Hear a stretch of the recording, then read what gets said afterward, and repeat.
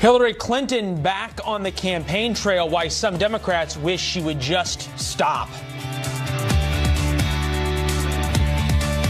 Oh, wow. Look at you. You got a ram. What made you do that? A lot of reasons. Look at Nancy Pelosi right here. Look at this piece of right here. Look at this piece of Pelosi right here.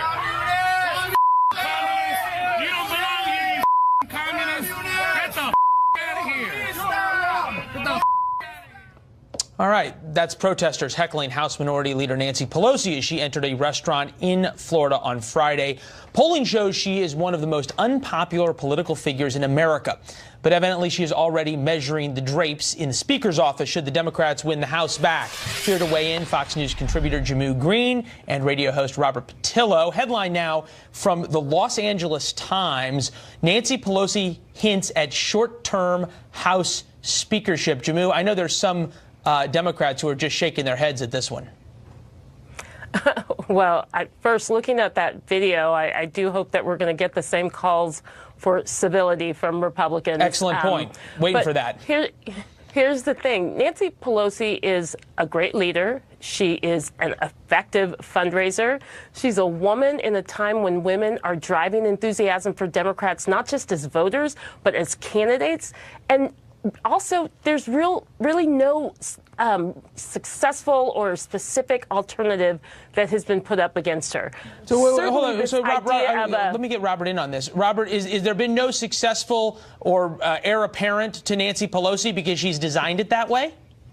Oh, that's exactly the point. The reason there is no heir apparent because the older guard likes to stomp out any new leadership that rises up. You stick them on a committee that goes nowhere. You don't allow them to push legislation through, and then you say there's nobody coming up through the ranks to replace them. What we've seen throughout history is that whenever there's not a succession plan to move on to have the old guard pass the ball to the new generation, then that empire falls. We have to make a plan and put it in place to make sure that the older people in the party are able to still have influence, still able to fundraise, still able to be part of leadership, but we have the younger faces out there pushing things forward.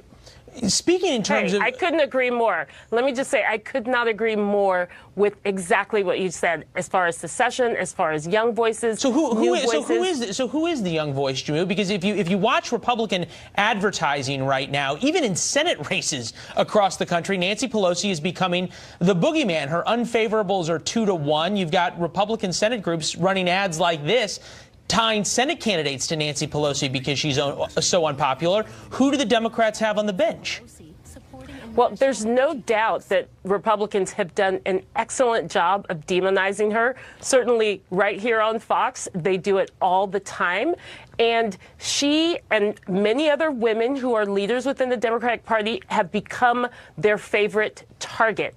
But Nancy Pelosi, what I'm hearing, has been talking about secession. She has been looking to folks like Adam Schiff, who we see on the air all the time.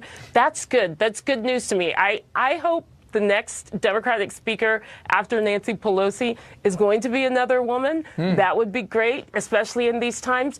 But until we are able to handle the challenges facing Democrats in this Trump administration, I want the most effective person, and Nancy Pelosi has certainly proven her effectiveness. She says that she sees herself as a transformative figure, or transitional figure, rather, in terms of how this may play out if the Democrats win the House. Robert, I know you wish you would just transition out. The one thing that she's been extraordinarily successful in, and Jamu makes this point sort of unbelievable, is raising money. She's raised over $120 million this election cycle for Democrats since she came into leadership, more than $500 million, Robert. How do you replace that?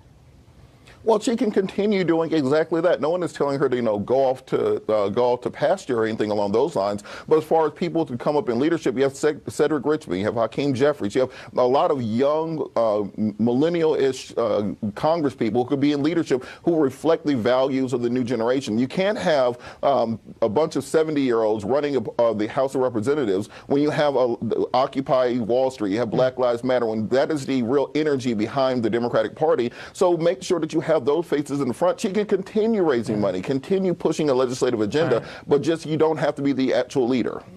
Well, Robert, as you make the point, I'm looking at how we sort of originally discussed what this panel and this discussion would look like about the Democrats divided, and they are in so many ways. Just look at the possible field for 2020. We'll talk about that after the midterms. Great conversation. Thanks so much.